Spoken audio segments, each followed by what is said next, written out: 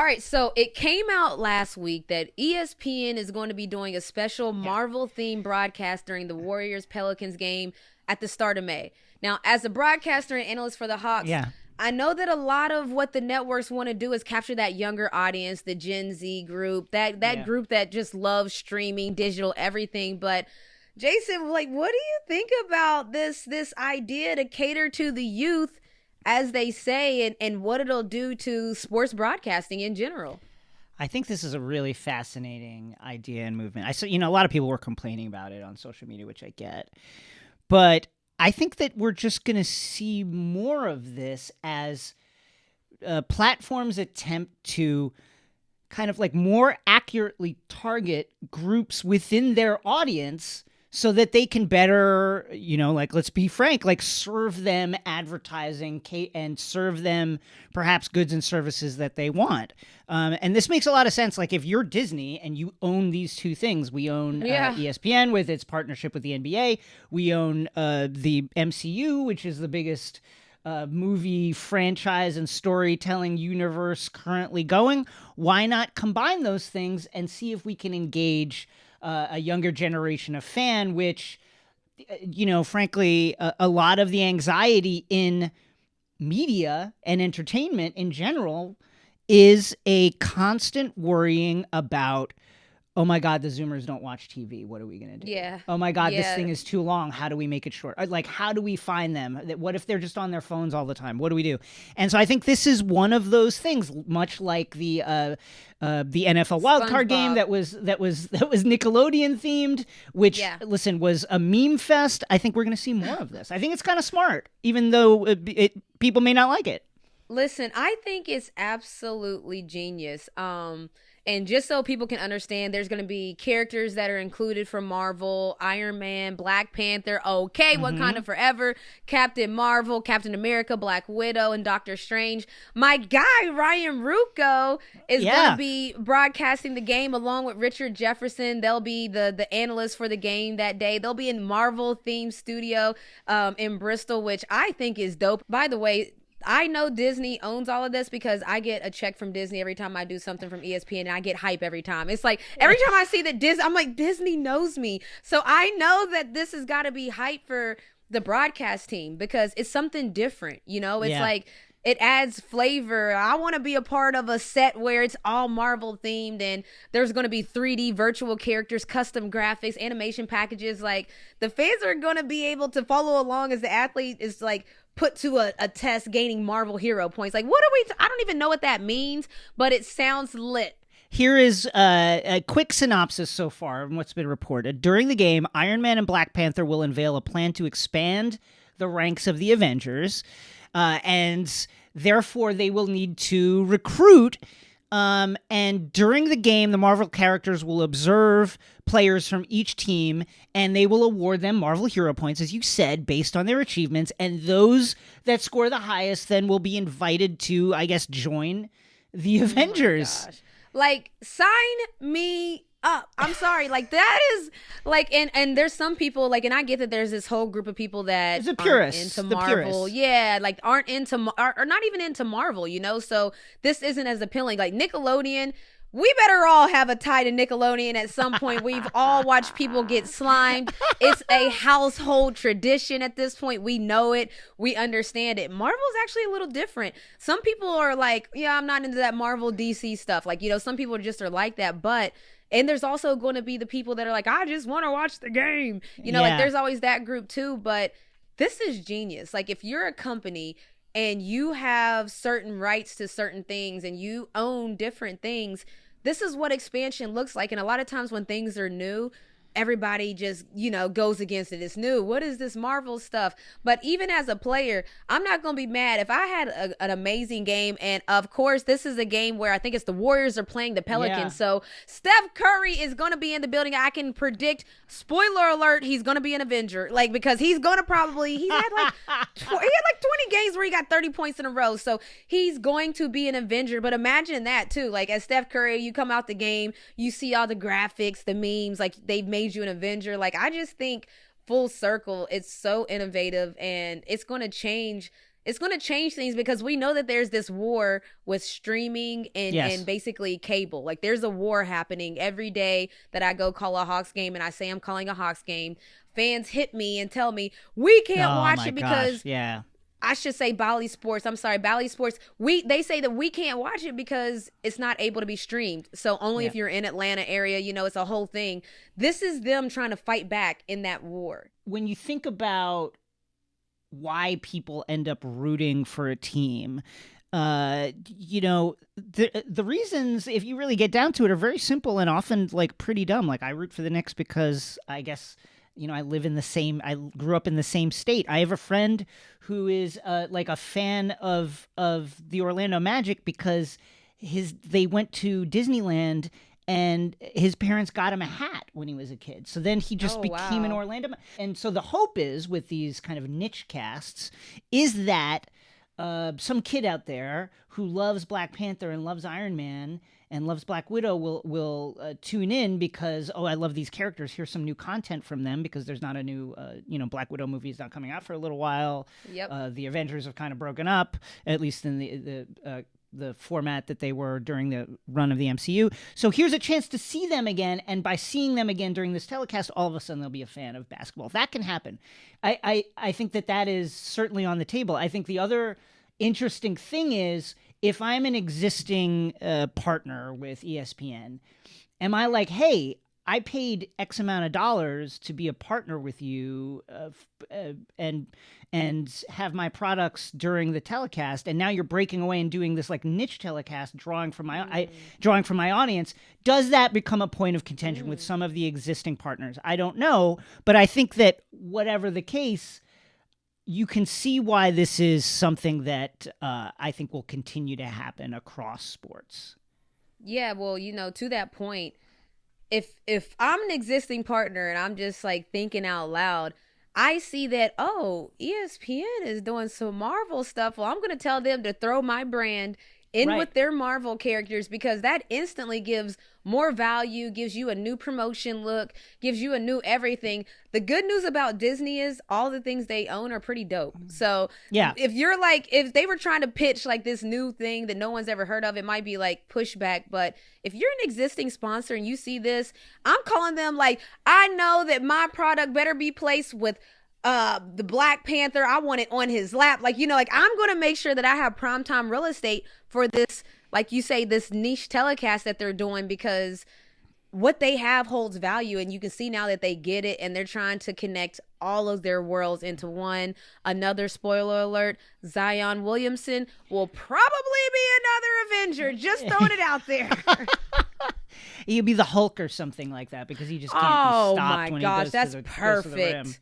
Perfect. They're going to turn him into it. After he dunks midair, he's going to be turning into the Hulk. He's going to come down and be huffing and puffing. I mean, I just see so many ways they could go with that. And that's what's really crazy because, like I told you, there's this real struggle to see, to your point, how can we get the people that don't have cable? Hello, I'm one of them. It's me. I don't have cable, but I have Hulu, and Hulu has live sports. And you know why we know all that? Because of the commercials. And so they're trying to connect all of those little moving parts to see how can we connect the linear, which we have, to the digital, which we don't necessarily have yet. Coming off that, I got to shout out our former Takeline guest, Travon Free, whose film Two Distant Strangers won the Oscar for Best Short last night during Sunday night's Oscar.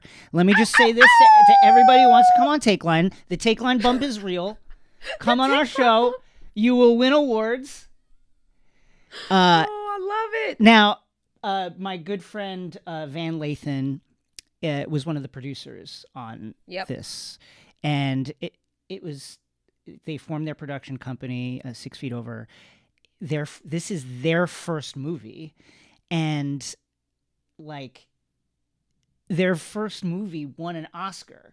It's ridiculous, Jason. It's insane. Like I'm just it's ridiculous. Could not be more proud of them to tell that story. Shouts to that whole crew. Yeah, like shouts to that whole crew.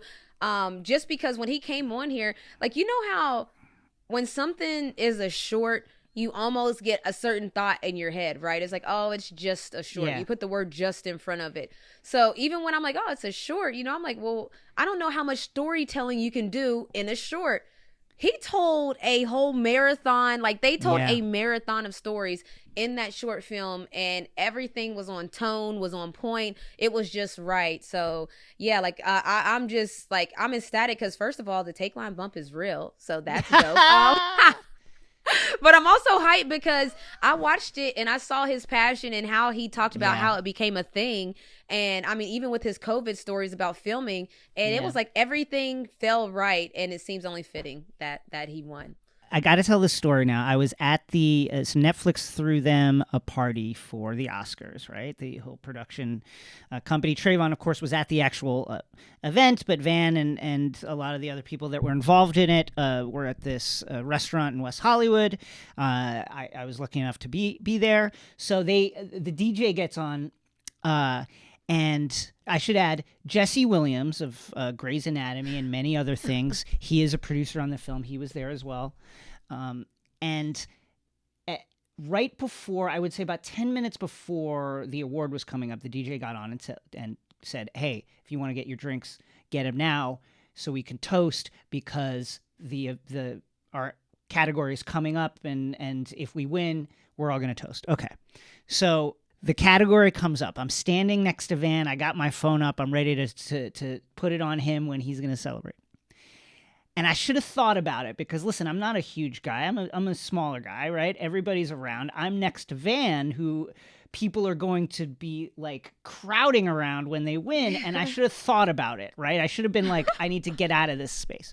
So as soon as they announced Two Distant Strangers wins the Oscar, I go to swing my camera to Van, and I just get absolutely run over bum rushed out the way by Grey's Anatomy's Jesse Williams, who trucks me. Not that he knew, like literally, it was like if you bumped into a fly, you wouldn't even know because you had no idea it happened. I get knocked down, my drink spills everywhere, and the thing that flashed through my mind was, oh my God, Jesse Williams smells so good. When he hit me, he smells like sandalwood and like exotic incense and like that was like the first. Okay. I have the video. I posted the video on Twitter last night of of the whole celebration with like Van going up to the screen and coming back and people patting him on the back. I cut out the 15 seconds before that, where you can literally see me fly across the room as I am run over by Grey's Anatomy's Jesse Williams, who like left tire tracks on my fucking back. It was my fault. I should have got out of there. I should have known that it was about to happen. I love that you are taking responsibility for being. It was my fault. Trampled. I love that you're taking responsibility for being trampled. Jesse Williams looks exactly like you said he smelled. So I don't know if anyone will be shocked to hear that he smells like an array of incense and exotic things because he's an exotic looking guy, but it's nice to know that he smells like he looks. I mean, I'm just, side note, look at you at the party, okay? Like, okay, Jason Concepcion at the party, okay? It's an amazing experience to be there when somebody that who you know has put their heart into something, and not just their heart, but like put their own personal money up to make this happen before any Netflix deal, before anything seemed like it could happen. They put their own money up to make this happen, and to see them win like that, it was an amazing to just be a foot away from it on the ground. Watching it from my back, it just was like truly amazing. I'm so happy for them, and they deserve it.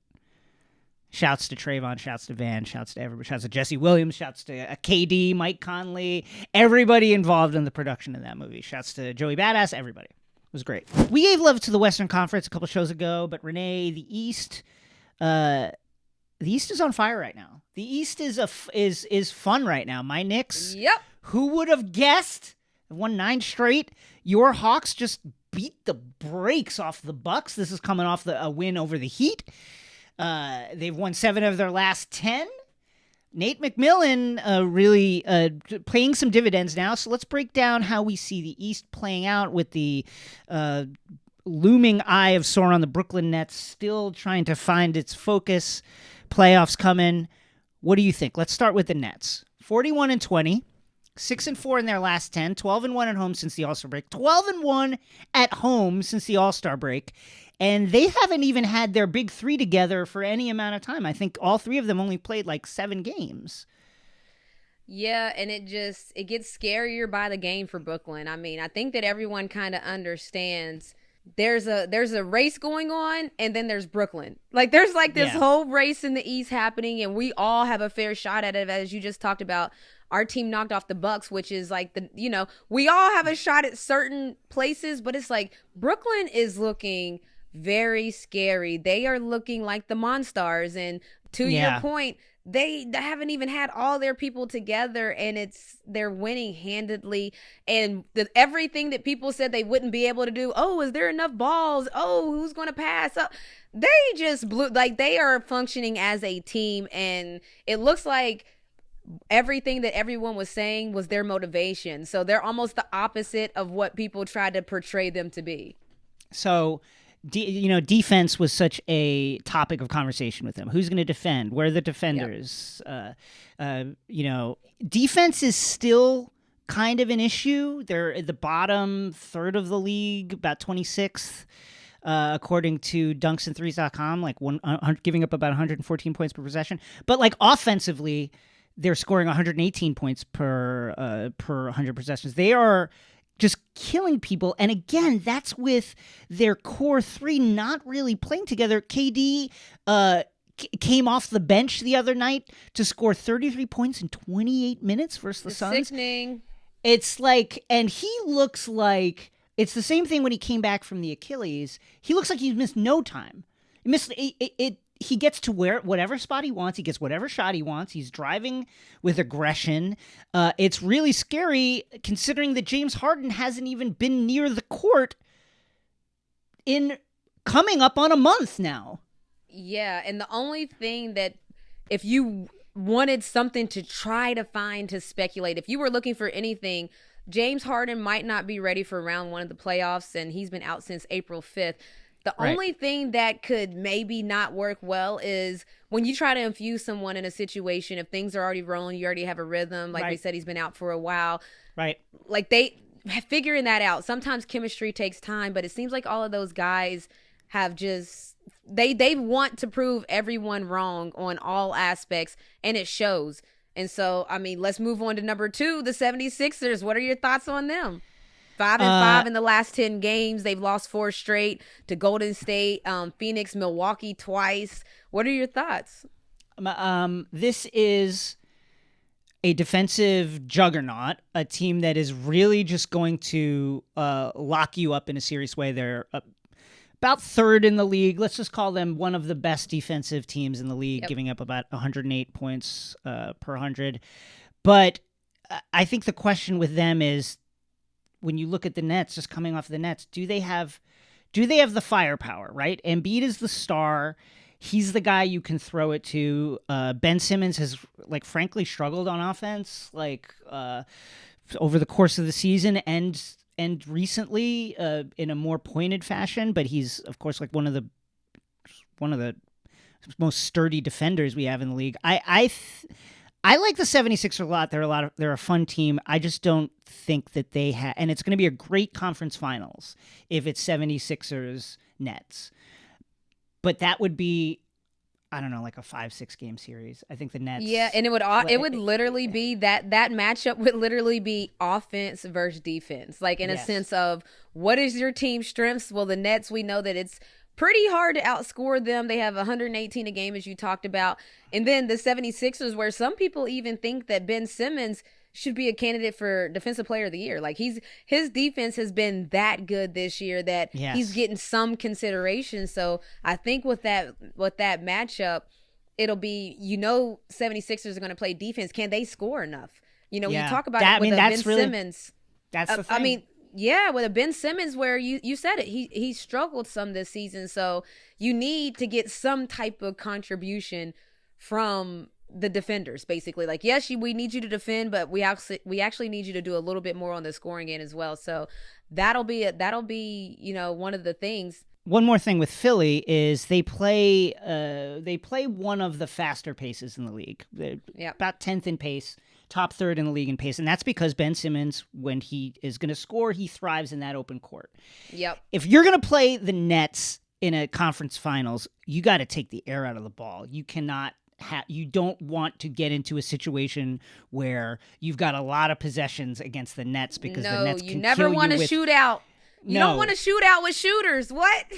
So will they be able to adjust their game in that regard? Will they slow it down? Will they grind it out against the Nets? That'll be interesting to see. Maybe they extend it a little bit, but I just don't see them having the firepower.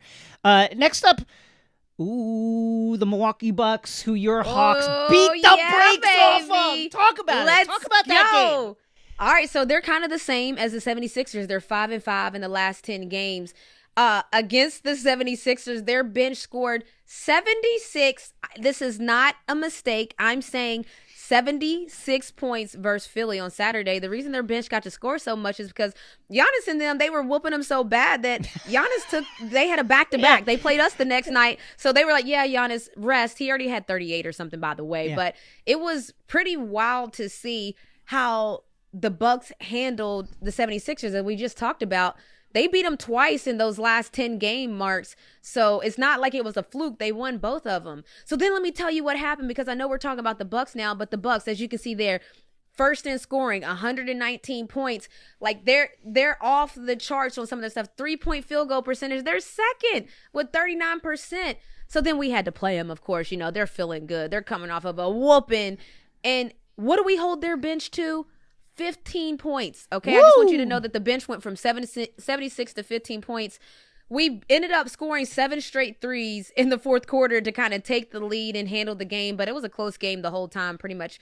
And what I want to say about what's so crazy about this Bucks win is we didn't have Trae Young. So that's huge. That's a big deal.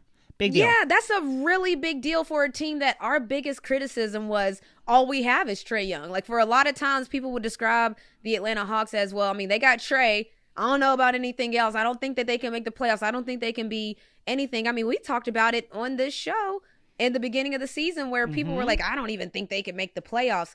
We're sitting at number 5, and we just beat the number 3 Bucks. And to me, the Bucks, it's difficult because you can tell that they surrounded Giannis with shooters, because he's not necessarily a long distance shooter. But I think if you're MVP on your team and he's getting MVP consideration, if there's a glaring weakness, and we know that Giannis in the 3-point line, there's that weakness. To me, I just can't trust it in the playoffs, because as we've seen time and time again, teams are going to lock in on what you aren't good at, and they're going to expose it. And so when we talk about playoffs and we're talking about these rankings, I know the Bucks are sitting at number 3, but it's tough for me. I almost go the opposite way. I think that they might be a little underrated. Now, this is why. Okay, they have been shaky, as evidenced by the beating that your Hawks put on them. But the criticism against Mike Budenholzer in the past has been that he's a system guy, he sticks to his system, and he can't change. Mm-hmm. They are trying. Their numbers, listen, the defensive numbers are down. They're not their advanced numbers are down from the previous season. And I think that's a function of the fact that Budenholzer is attempting to change. They brought in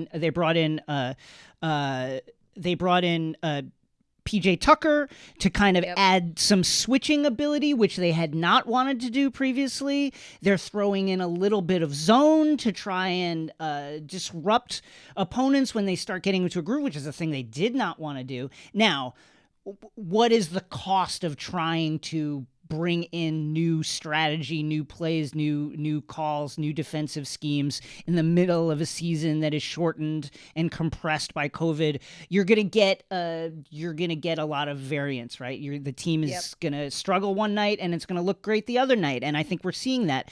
All of which is to say, Drew Holiday, Giannis, Chris Middleton, those 3 together, that's a good core. If the rest of the stuff, these new schemes, can kind of gel in time for the playoffs, I think their ceiling is maybe higher than their record and their current seeding says they are. I think they can. Could they beat the Nets? I don't think so, but I think they could be a conference finals team. Like, if they figure all of this stuff out. I mean, but they can't really be underrated if their ranking is 3. Like, their ranking is 3. That means that there's only one team that you believe can actually beat them, and that's the Nets. Like, like you saying they're going to give them a run for their money. Well, they're number 3. They can only go to number 2. So I don't know. Like, if they make the conference finals, it's almost not a shock. You're number 3. You're sitting at number 3. You should be there, or the number 2 team, or else somebody got upset. So I mean, they're projected at number 3, but the way it's looking to me, I think that if I'm the number 3 team, I'm the number 2 team, I'm the number 1 team, I'm going to handle our first round opponent, because those are the biggest mismatches you can get in the seeding. So if they don't make it at least second, you have to make it past so for them, I don't really know what would be almost a window beating the Nets. So you think they can beat the Nets then? Because that's the only thing that would be shocking at a number 3. I'll put it this way. The Bucks in the past, the thing that's been scary about them, if you're a Bucks fan, is that they've struggled in the early rounds. It's not like, they go deep, but it's still like, why are you taking 7 games to win a first round series?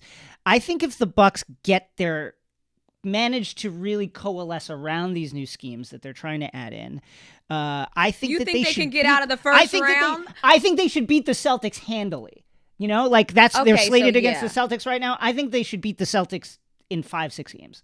But that's not handily to me. I mean, in a 7-game series and you beat somebody in 6 games, I mean, that's not, and that's the point I'm trying to make. Like, the Bucks have almost underachieved in these past years. So you want to give them a reward if they beat a first round opponent when they're always they've been top ranked seeds every time. You should beat these teams. I know, but they've been beating them, but not beating. They've been taking 7 games to beat them. I think that they have a higher ceiling. That's all I'm saying. Okay, so let's talk about your Knicks then, because I know you think their ceiling is. This must be a mistake. Wait, where are we talking about them at the 4? Why is we're that? Oh my God, they are the 4. The ceilings. Okay, so we're talking about the number 4, 9-1 in the last 10-game Knicks, who y'all beat us, and we got swept by the Knicks. And in any other year, that might feel uncomfortable to say. And this year, there's a lot of people getting beat by the Knicks. So, Jason, how does that feel? I mean, you got the Knicks colors on. How does that feel for you right now, being the number 4? It's unreal. And what's really unreal about it is that it feels very earned. If you've been watching this team, and particularly over the last, say, 2 months, post All-Star game is where their schedule just went up in terms of difficulty. And they've handled that. And they've handled it because they've really stayed committed to these defensive principles that Thibs has put in. They are long, they contest. They are using a kind of variation of the defense that Thibs put in Chicago, which is, we're just going to wall off the paint, and then if you beat us, there's a 7-foot guy there with a big arm that's going to block you at the rim, and then we're going to try and run you off the 3-point line selectively, use our strength and use our length. And it's been working. And the other thing they're doing is understanding that they are offensively limited. Julius Randle makes them go. RJ Barrett has really come on as a secondary scorer, but he's still up and down. They're getting good minutes out of Alex Burks and out of Reggie Bullock, but they're offensively limited. The thing they're doing is they are playing at the slowest pace in the league on both sides of the ball. Yeah. They will make you work to find that shot on offense, and when they have the ball, they are going to take their time to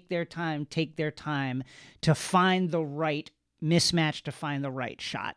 Those things together, a commitment to really trying hard on defense, and playing at a absolutely dead, bone-crushingly slow pace, has the Knicks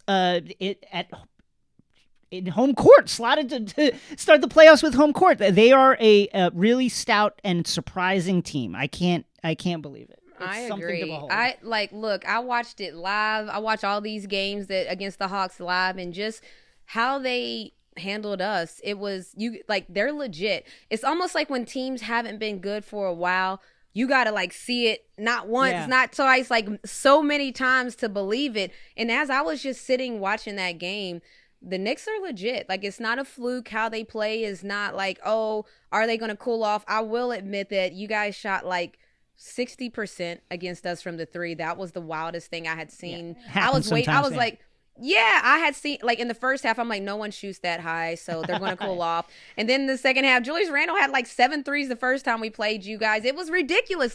But that may cool down. What they're doing is what's killing, and they understand their strengths and weaknesses, and they almost cater to it. And let's move on to number 5, the Hawks. Okay, somebody.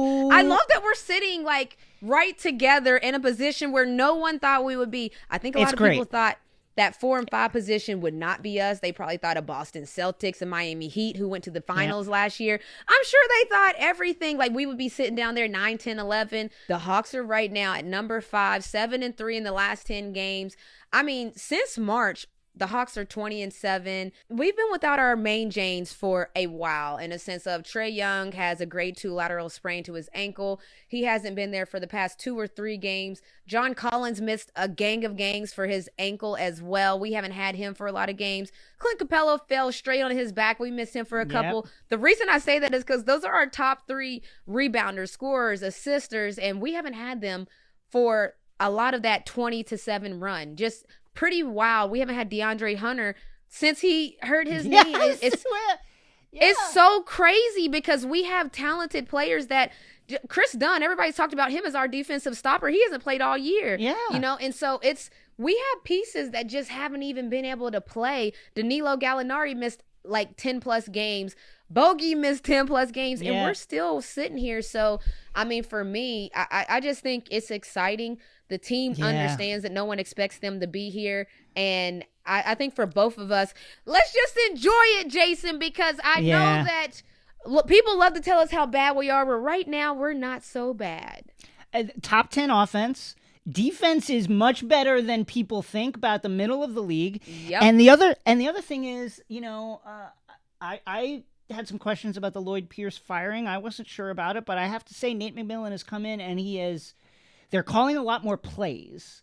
But I think the good side of the thing that you're talking about with players coming in and out, missing Trae for a lot of these games, is that the team has the space and the kind of lowered expectations to allow them to buy into this different kind of structured play, and it's paying dividends. And I think something that you talk about on the Hawks telecast, that the team could potentially be a lot stronger because they're doing this without Trae. Now you add Trae back into this.